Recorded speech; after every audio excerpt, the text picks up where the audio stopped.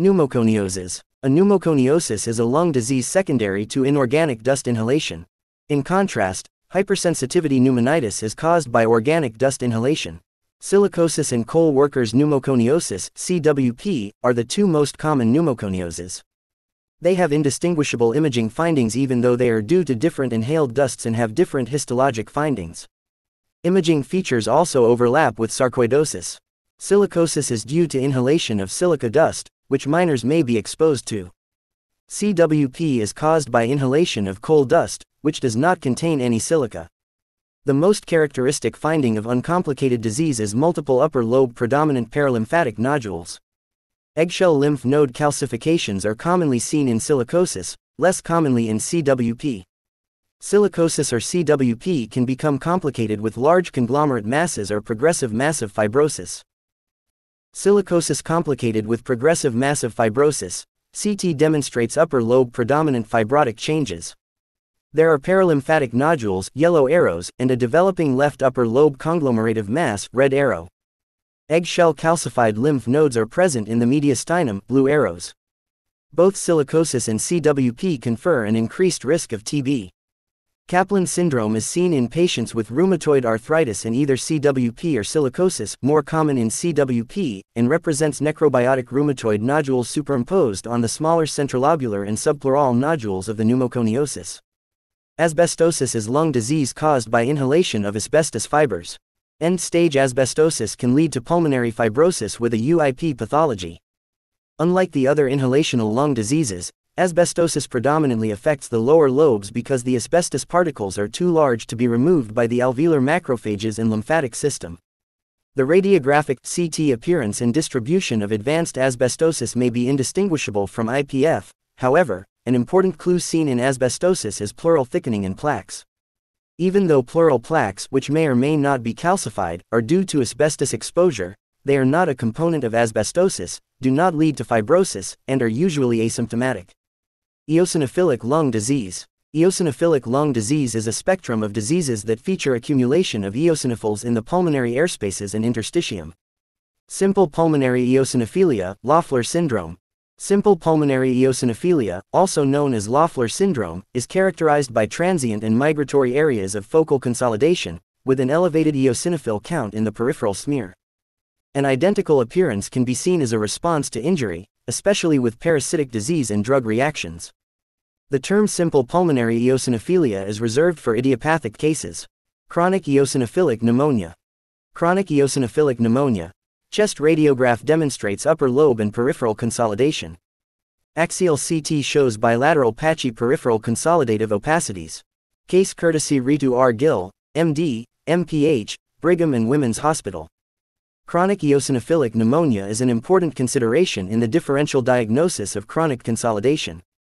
Chronic eosinophilic pneumonia causes extensive alveolar filling and interstitial infiltration with inflammatory eosinophils. Consolidation is patchy and peripheral, with an upper lobe predominance, in a reverse batwing configuration. Furthermore, consolidation may cross fissures, distinguishing it from COP. Chronic eosinophilic pneumonia is also much less common than COP. Compared to prior films for transient or changing infiltrates over time, chronic eosinophilic pneumonia responds rapidly to steroids but relapse is common after steroid discontinuation. Patients almost always have peripheral blood eosinophilia. Pulmonary vasculitis. Pulmonary vasculitis includes a group of inflammatory conditions involving small vessels, large vessels, and granulomatous disease. Imaging manifestations include 1. Alveolar hemorrhage and 2. Nodular foci with cavitation. Alveolar hemorrhage due to ANCA-associated microscopic polyangiitis. Axial CT shows basal predominant central ground glass with associated mild interlobular septal thickening.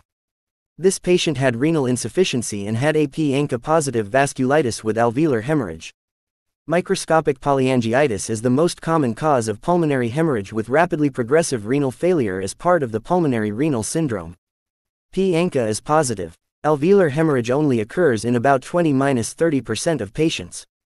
Imaging shows diffuse central predominant ground glass opacities due to hemorrhage. Granulomatosis with polyangiitis, GPA, previously called Wegener granulomatosis, WG. Granulomatosis with polyangiitis (GPA) is a systemic small vessel vasculitis with a classic clinical triad of sinusitis, lung involvement, and renal insufficiency. C. ANCA is positive. In the upper airways, GPA may cause nasopharyngeal and eustachian tube obstruction. Involvement of the larynx and bronchi is common, leading to airway stenosis, most commonly subglottic. In the lungs, GPA may cause multiple nodules, often with ground glass halo in the acute setting. The nodules may cavitate as well. Chest radiograph shows numerous cavitary lesions bilaterally, arrows. Coronal and axial CT confirms multiple thick-walled cavitary lesions, arrows. The primary differential consideration would be septic emboli, however, this patient was C. ANCA positive. Case courtesy Ritu R. Gill, MD, MPH, Brigham and Women's Hospital. Iatrogenic lung disease. Drug toxicity.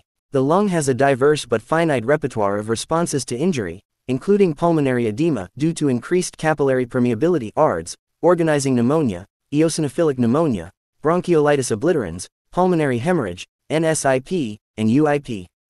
Pulmonary drug reaction, most commonly to cytotoxic drugs, may elicit any of these injury responses. Radiation lung injury. Up to 40% of patients develop radiographic abnormalities after external radiotherapy, although most patients are asymptomatic. The radiographic abnormality is often but not always confined to the radiation port, usually with non-anatomic linear margins. Acute radiation pneumonitis. Coronal and axial CT demonstrate geographic left upper lung ground glass arrows with non-anatomic superior and lateral linear margins. Radiation-associated findings may cross fissures. Case courtesy Ritu R. Gill, MD, MPH, Brigham and Women's Hospital. Radiation pneumonitis is the early stage of radiation injury, which can occur within 1 month of radiotherapy and is most severe 3 to 4 months after treatment. Radiation pneumonitis features ground glass centered on the radiation port, although extension out of the port is relatively common. Radiation fibrosis is the late stage of radiation injury. Fibrosis becomes apparent approximately 6 to 12 months after therapy. The key imaging finding is the distribution of fibrosis and traction bronchiectasis within the radiation port, although fibrosis may extend outside the port in 20%. Radiation fibrosis. Chest radiograph and enhanced CT shows paramediastinal fibrotic changes within the radiation port. Despite radiation, the patient has persistent left mediastinal adenopathy, arrow. Idiopathic systemic diseases affecting the lungs. Sarcoidosis. Sarcoidosis is an idiopathic systemic disorder of non-casseting granulomas that become coalescent to form nodules and masses throughout the body. Pulmonary sarcoidosis may progress to pulmonary fibrosis. Unlike IPF, the most common cause of pulmonary fibrosis, the fibrotic changes of sarcoid have a mid and upper lung predominance, similar to end-stage hypersensitivity pneumonitis. A historical staging system has been used for radiographic findings, not CT, in sarcoidosis. However, patients do not necessarily progress through the stages. Stage 0. Normal radiograph. Stage 1. Hilar or mediastinal adenopathy only, without lung changes. Stage 2. Adenopathy with lung changes. Stage 3. Diffuse lung disease without adenopathy. Stage 4. End-stage fibrosis. While the most common radiographic finding in sarcoidosis is symmetric adenopathy, sarcoid does not always present with lymphadenopathy, and can be present without lymph node enlargement. Lymph nodes may contain stippled or eggshell calcification in up to 50%. Stage 1 sarcoidosis. Frontal left image and lateral radiographs show symmetric adenopathy demonstrating the 1, 2, 3 sign. Right paratracheal adenopathy, yellow arrows, 1. Right hilar adenopathy, red arrow, 2. Left hilar adenopathy, red arrow, 3. The lateral radiograph demonstrates the donut sign with adenopathy circumferentially encircling the airways, arrows. The lung parenchyma is normal. Sarcoidosis. Axial CT in a different patient shows peripherally calcified, eggshell, lymph nodes, arrows. Case courtesy Ritu R. Gill, MD, MPH, Brigham and Women's Hospital. The most common CT finding in sarcoidosis, in addition to adenopathy, is upper lobe predominant paralymphatic nodules of variable sizes, representing sarcoid granulomas. CT in a patient with sarcoidosis shows tiny parabronchovascular and fissural, subpleural, nodules in the bilateral upper lobes. CT in a different patient with sarcoidosis shows slightly larger nodules in a parabronchovascular distribution. Coronal CT demonstrates upper lobe predominant progressive massive fibrosis of sarcoid, with the galaxy sign, an area composed of numerous smaller granulomas resembling a galaxy. Paralymphatic nodules are found along the course of the pulmonary lymphatics, which are parabronchovascular, subpleural, and within the interlobular septa. Septal thickening may occur but is uncommon in sarcoid.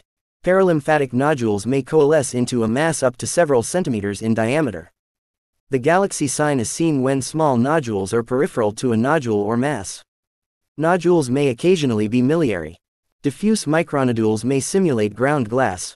Fibrotic sarcoid affects predominantly the upper lobes and can produce progressive massive fibrosis just as seen in pneumoconiosis. Bronchial involvement may cause mosaic perfusion due to air trapping. Sarcoidosis may involve other organs, including the spleen, brain, and rarely bone. Axial contrast enhanced CT through the liver and spleen in a patient with sarcoidosis shows innumerable small hypotenuating splenic nodules. Case courtesy Michael Hanley, MD, University of Virginia Health System. Miscellaneous diffuse pulmonary disease. Pulmonary alveolar proteinosis (PAP). Pulmonary alveolar proteinosis (PAP) is an idiopathic disease causing filling of the alveoli with a proteinaceous lipid-rich material. On chest radiography, PAP may resemble pulmonary edema with perihilar opacification. However, the heart is normal in size in PAP and pleural effusions are not typically seen. The CT hallmark of PAP is the crazy paving pattern of smooth interlobular septal thickening in areas of patchy or geometric ground glass. Although initially described for PAP, the crazy paving pattern is not specific for PAP, as described at the beginning of the chapter.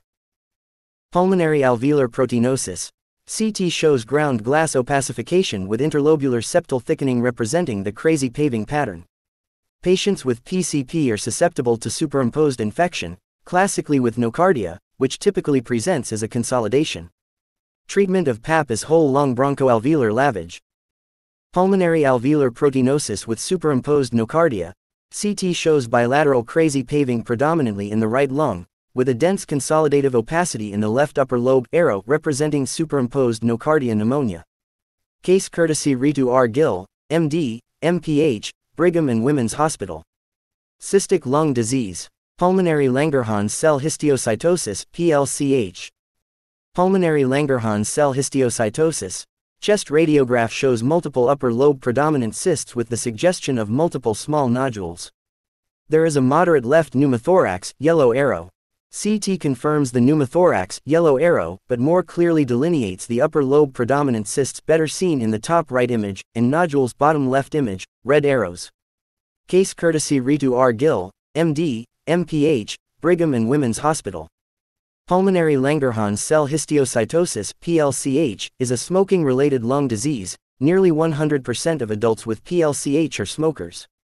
The other smoking-related interstitial lung diseases, aside from emphysema, are RBILD and DIP. Multiple smoking-related lung diseases may be present simultaneously. PLCH may present as a spontaneous pneumothorax. Disease in adults is most often isolated to the lungs. However, lucent bone lesions, diabetes insipidus from inflammation of the pituitary stalk, hypophysitis, and skin involvement can occasionally be seen.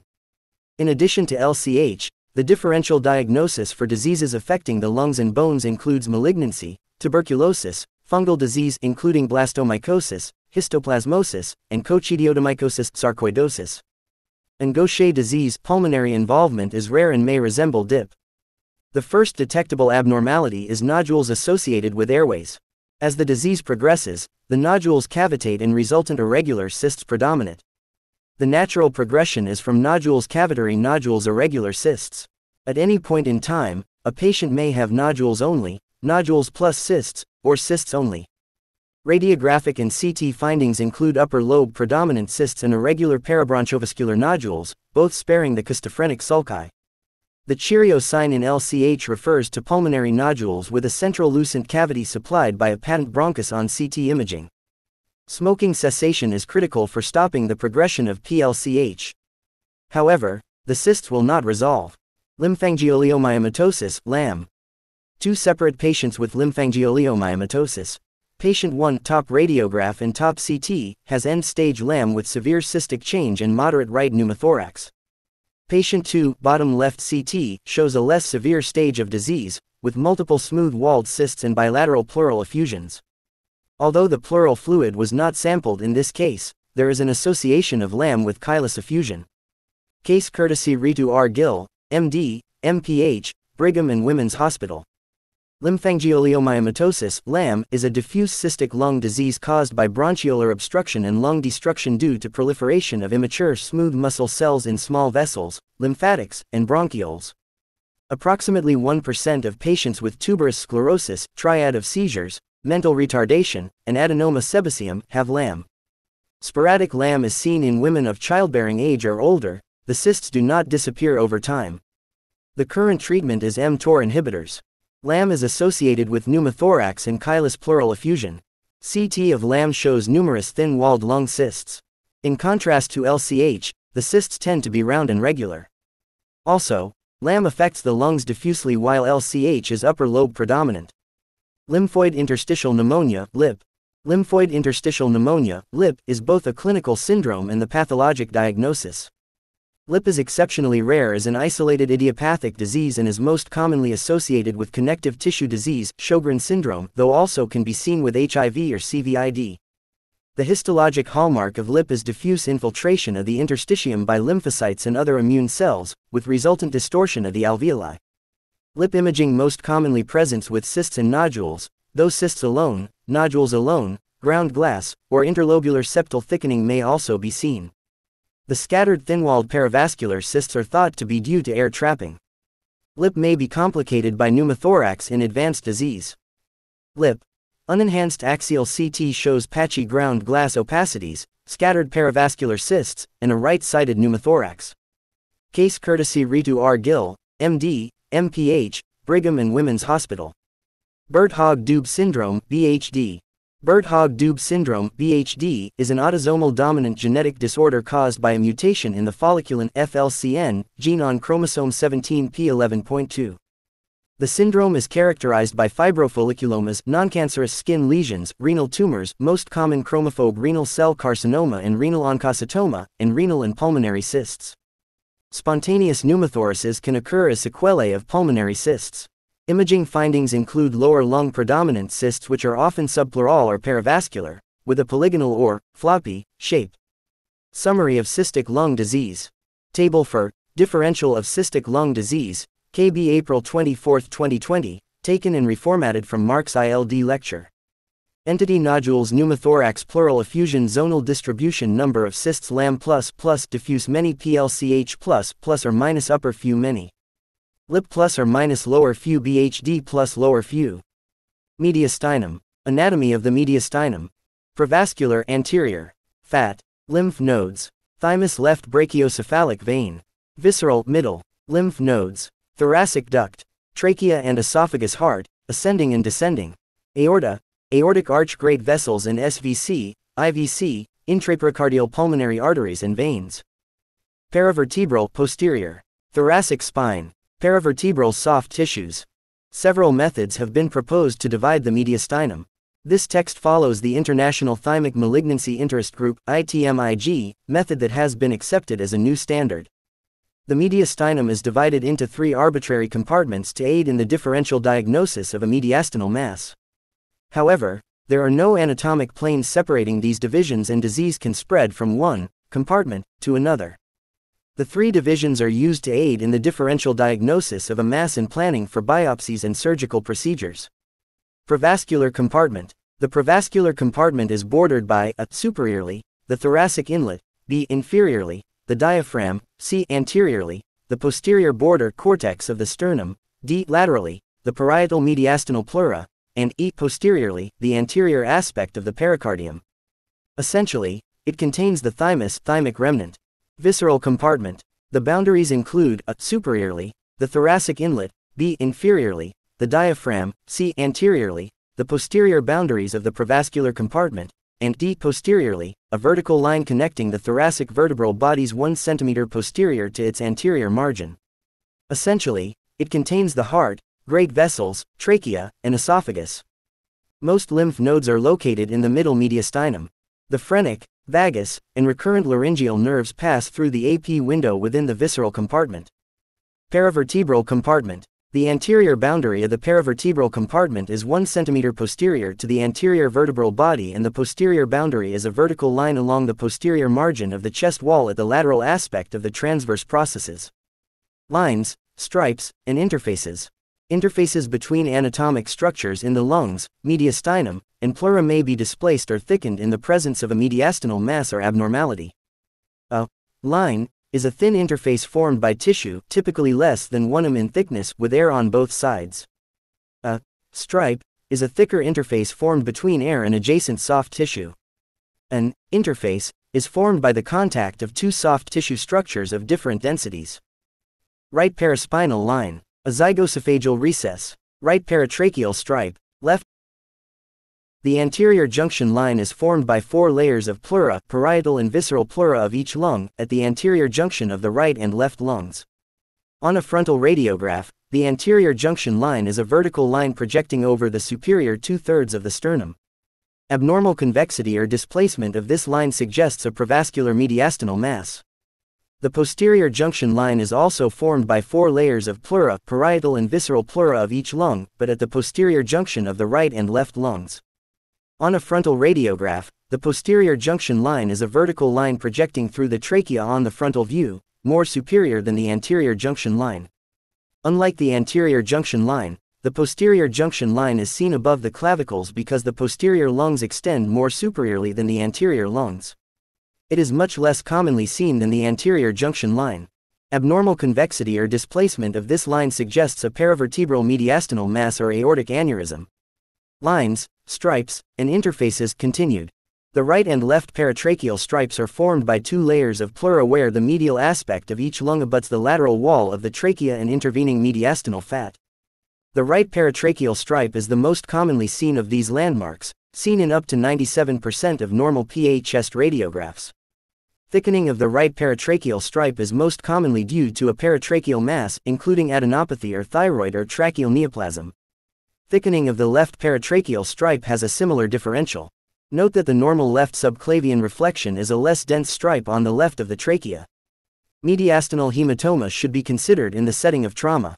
The posterior tracheal stripe or tracheoesophageal stripe is the only interface seen on the lateral radiograph, representing the interface of the posterior wall of the trachea with the 2 pleural layers of the medial right lung.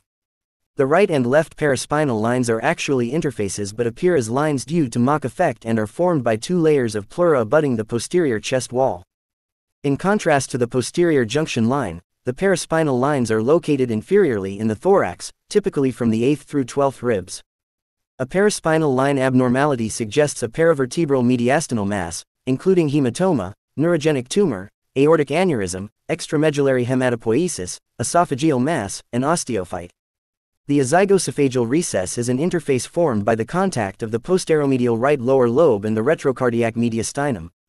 The zygosophageal recess extends from the subcarinal region to the diaphragm inferiorly. Distortion of the zygosophageal recess may be due to esophageal mass, hiatal hernia, left atrial enlargement, and adenopathy. Aortopulmonary AP window. The aortopulmonary AP window is a mediastinal space nestled underneath the aortic arch, which forms the superior, anterior, and posterior boundaries and the top of the pulmonary artery. The medial border of the AP window is formed by the esophagus, trachea, and left mainstem bronchus. On a normal frontal radiograph, the AP window is a shallow concave contour below the aortic knob and above the pulmonary artery. Abnormal convexity outwards bulging of the AP window suggests a mass arising from or involving structures that normally live within the AP window, including lymph nodes. Adenopathy is the most common cause of an AP window abnormality. Left phrenic nerve. Injury may cause paralysis of the left hemidiaphragm. Recurrent laryngeal nerve. The AP window should be carefully evaluated in new-onset hoarseness, especially if associated with diaphragmatic paralysis. Left vagus nerve. Ligamentum arteriosum. Left bronchial arteries. Aortic aneurysm or traumatic injury of the aorta. Retrosternal clear space. The retrosternal clear space is a normal area of lucency posterior to the sternum seen on the lateral radiograph. It correlates with the provascular space on court. Obliteration of the retrosternal clear space suggests a provascular mediastinal mass, right ventricular dilation, or pulmonary artery enlargement. Increase in the retrosternal clear space can be seen in emphysema. Left superior intercostal vein (LSIV). The left superior intercostal vein (LSIV) is a normal vein that is not often seen on radiography. When visible, the LSIV produces the aortic nipple, appearing as a small round shadow to the left of the aortic knob on the frontal radiograph. The LSIV may be dilated as a collateral pathway in SVC obstruction. Radiographic localization of a mediastinal mass. Detection of an anterior mediastinal mass. Deformation of the anterior junction line suggests a prevascular mediastinal mass. However, since the anterior junction line is not always seen, it is more common to infer the anterior location of a mass by preservation of the posterior lines in the presence of a mass. The hilum overlay sign is present on the frontal view if hilar vessels are visualized through the mass. It indicates that the mass cannot be in the visceral mediastinum. The mass may be anterior, more likely, or posterior. Anterior mediastinal mass. Frontal radiograph shows a right mediastinal mass with silhouetting of the right heart border. The right pulmonary artery is visible through the mass arrows, representing the hilum overlay sign and indicating that the mass is not in the middle mediastinum. Lateral radiograph shows the mass in the retrosternal clear space, confirming its anterior mediastinal location.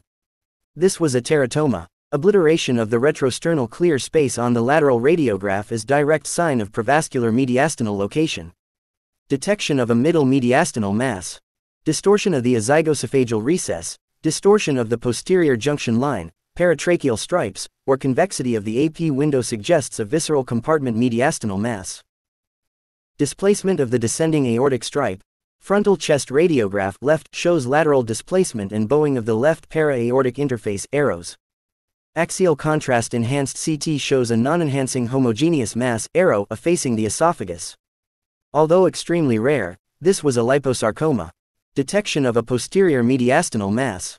Distortion or displacement of the paraspinal lines suggests paravertebral disease. Vascular compartment mediastinal mass. Overview of prevascular mediastinal masses.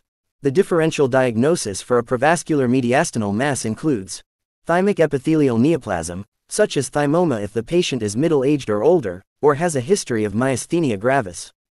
Less common would be thymic carcinoma, germ cell tumor, including teratoma, if the patient is a young adult. Lymphoma, thyroid goiter, only rarely in the anterior mediastinum. Thymoma. Invasive thymoma with drop metastasis. Contrast-enhanced CT shows a slightly heterogeneous mass with calcifications, yellow arrow anterior to the aorta and SVC, with two pleural metastasis red arrows. Case courtesy Ritu R. Gill, MD, MPH, Brigham and Women's Hospital.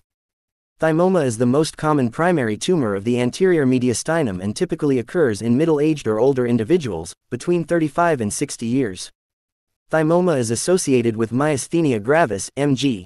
Approximately 33% of patients with thymoma have MG, and 10% of patients with MG have a thymoma. In addition to MG, thymomas are associated with other diseases including red cell aplasia, hypogammaglobulinemia, and other paraneoplastic syndromes. Thymoma can be pathologically classified as low risk or high risk based on histology, and non-invasive or invasive based on whether the capsule is intact. Approximately 30% of thymomas are invasive. If invasive, the tumor may invade adjacent structures including the airways, chest wall, great vessels, and phrenic nerves. Elevation of a hemidiaphragm is suggestive of phrenic nerve invasion. Thymomas are generally lobulated masses in the anterior mediastinum, often off-center. They may calcify or develop necrosis. Drop metastasis from invasive thymoma spread along pleural and pericardial surfaces. Hematogenous metastasis are uncommon given that thymomas tend to be indolent tumors with local recurrence.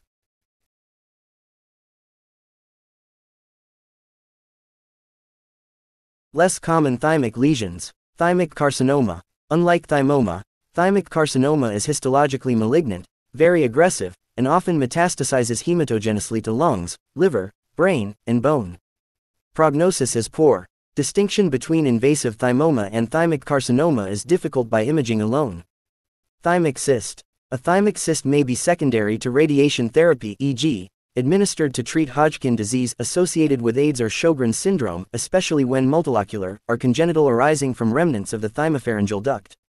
A congenital thymic cyst may occur anywhere along the course of thymic descent from the neck, but most commonly in the prevascular mediastinum. CT shows a simple fluid attenuation cyst in the provascular mediastinum, typically centrally located. It may measure greater than simple fluid if it contains proteinaceous or hemorrhagic contents. Cystic nature can be confirmed with MRI. Thymolipoma. Thymolipoma is a benign fat-containing lesion with interspersed soft tissue. It may become quite large and drape over the mediastinum. Thymic hyperplasia. Thymic hyperplasia appears as diffuse symmetric gland enlargement without focal mass. True thymic hyperplasia is a reaction to systemic stressors such as radiation therapy, burns, chemotherapy, and steroids. Lymphoid hyperplasia is associated with myasthenia gravis, SLE, Ra, scleroderma, and Graves' disease. Germ cell tumor, GCT. Several different types of GCTs may arise in the provascular mediastinum from primitive germ cell elements. Teratoma is the most common mediastinal germ cell tumor, usually encapsulated and often predominantly cystic in nature, but fat and calcification are common. A fat fluid level is specific for teratoma, but is not commonly seen. Teratoma can rarely be malignant, especially if there is a large soft tissue component. Teratoma. Chest radiograph shows an extramediastinal contour, yellow arrow, lateral to the aortic arch, red arrow. Because the mass does not silhouette the aorta, it cannot be in the middle mediastinum. On CT there is a mediastinal mass containing a large focus of fat, yellow arrow, likely representing a benign teratoma. Case courtesy Ritu R. Gill, MD, MPH, Brigham and Women's Hospital. Seminoma is the most common malignant provascular mediastinal germ cell tumor. It occurs almost exclusively in men 10 to 39 years old. Pleural effusions are rare, but pulmonary metastasis are relatively common. Malignant GCT occurs almost exclusively in males. There is a higher incidence of mediastinal GCT in Klinefelter syndrome. Malignant germ cell tumor with mixed pathology. Chest radiograph top left in a 39-year-old male shows a large soft tissue mass overlying the upper mediastinum. Coronal CT chest image top right shows a large heterogeneous mass in the visceral compartment with low-density components, blue arrow. Axial CT image bottom right demonstrates calcification, yellow arrow, and gynecomastia bilaterally, red arrow. Pathology showed mixed components of teratoma, high-grade sarcoma, and leiomyosarcomatous differentiation. Lymphoma. Both Hodgkin disease and non-Hodgkin lymphoma are important differential considerations for an anterior mediastinal mass. Lymphoma often presents as an aggressive, invasive mass. There is usually associated mediastinal lymphadenopathy which can be in the provascular or visceral compartments. In particular, internal mammary lymphadenopathy is very highly associated with mediastinal lymphomas. Calcification is rare in untreated lymphoma but common after treatment. Visceral compartment mediastinal mass. Adenopathy. Lymphadenopathy is an important cause of a middle mediastinal mass on radiography, etiologies of which include malignant and non-malignant causes. Lymph node calcification, low attenuation, and avid enhancement are unusual features for lymphoma. An alternative diagnosis should be considered if these images